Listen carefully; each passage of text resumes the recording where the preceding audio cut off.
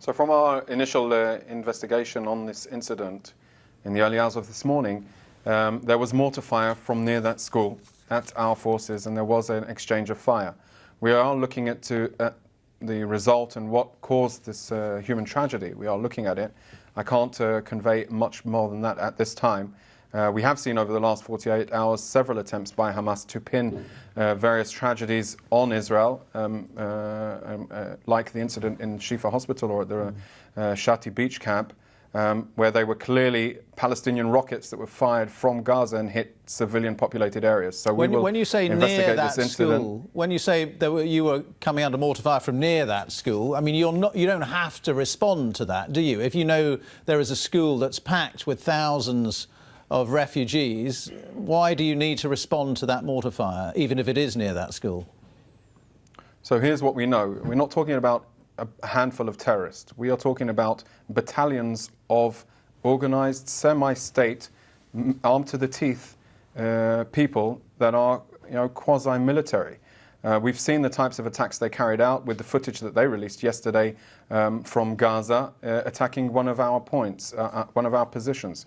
So they are carrying out huge barrages of mortars at IDF forces operating in the area, and indeed it is a huge challenge to try and respond to that and keep the civilian impact a minimum. We are operating under that understanding that there is a possibility of civilians in the area, but we are going to great lengths in order to try and minimize that impact. Sometimes in this type of conflict, there are and can be civilian casualties. It is not an intention, and it is most important to understand that we definitely do not target UN facilities. What we do know, on the other hand, is that Hamas have extensively, and at least on 3 instances that we know about, have placed rockets within UN schools. We understand that United Nations in Gaza do not have weapons and cannot prevent that from happening. But this is the reality. This organization has no regard for any international symbols, will abuse and exploit everything at hand, whether it's ambulances, schools, mosques, hospitals, UN premises, and they've done it time and time again,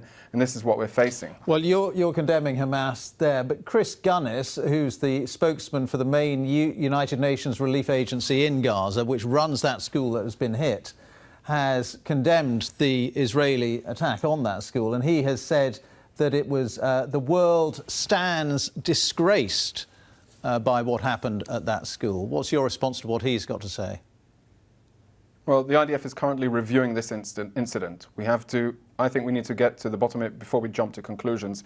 As I said, we've seen time and time again Hamas shooting rockets from in Gaza, and at least in the last 3 weeks, in at least 250 cases, they've hit within Gaza territory. So before we jump to conclusions, we need to find out what happened. And it is important to understand, in any case, there was no intentional targeting of a UN premises in Gaza.